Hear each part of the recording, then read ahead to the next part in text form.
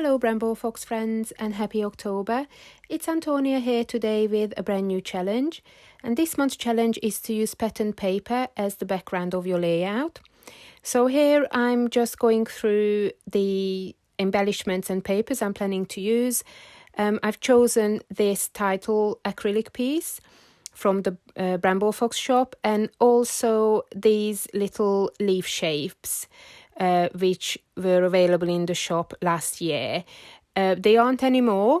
However, there are some new goodies coming soon, which is really exciting. I'm also planning to use some die-cut leaf shapes, so I cut these from pattern paper and gold foiled cardstock. And I also selected embellishments and stickers from a couple of older Carter Bella autumn collections. As for the papers, I wanted to use traditional autumn colours and patterns, and I did have a bit of a play around with the papers off camera. Originally I wanted the red paper to be in the centre, but that didn't really work very well. It made the layout quite dark and sort of drained everything else out. So I went for the lighter paper with the leafy pattern for the centre, and then I used the red paper, both the A and the B side, just to tuck on the little strips of on the side, and then I used the wood grain paper as the background, which just seemed to be the perfect combination really. So the reason I chose this challenge for the month of October is because I just love pattern paper. I know that a lot of people who use perspectives, they use it on white cardstock background, and I do admire people who are able to do that, but very often cardstock background don't work for me.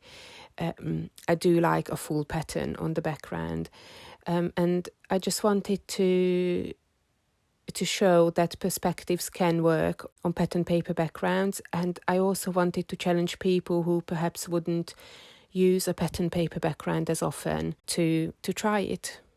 So back to my layout, I'm just matting my photo onto a piece of brown cardstock just to create a bit of a contrast between the photo and the background. And then I'm lining the title perspective up, and then I make a start on the rest of the embellishments. So the idea is to arrange the leaf perspectives in a floaty fashion from top to bottom, resembling leaves falling from a tree. And I'm layering them onto the die-cut pieces. I just thought that these perspectives were the perfect match for the pattern paper. They went really well with the beige and light brown colours on the layout, but because they are a shimmery soft gold colour, they also stood out at the same time, so they were just perfect.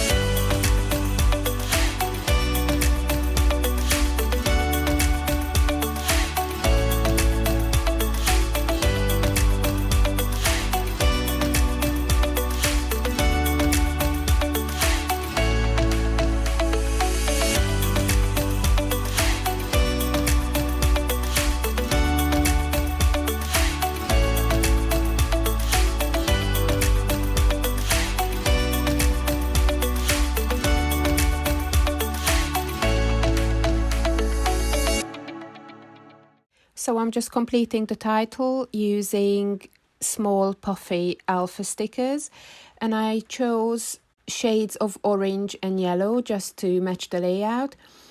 I tucked some die cut leaves in the top left and bottom right corner of the photo, which usually I would use for embellishment clusters, but I decided not to add many more embellishments to the layout.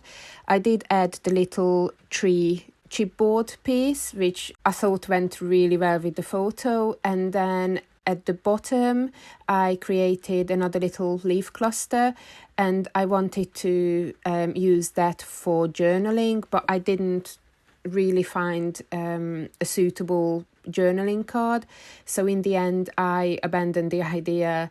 I thought that the photo was quite self-explanatory, so I just added a little sentiment chipboard piece and a couple of tiny embellishment pieces, which I repeated by the clusters around the photo. But this is a lot less clustering and embellishments I would use usually, because I thought that really the focal point of the layout were the leaf perspectives.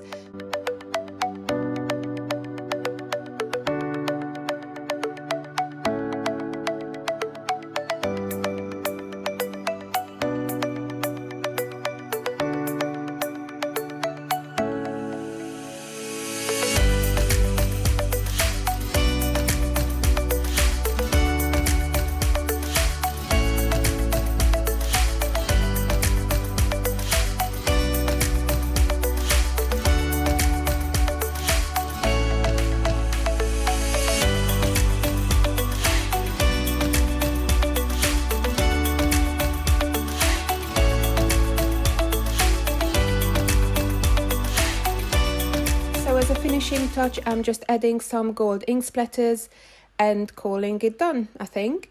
Thanks so much for visiting the Bramblefox YouTube channel today, and be sure to play along with our challenge this month using a pattern paper for the background of your layout and of course a Bramblefox product. Thanks for visiting, bye now.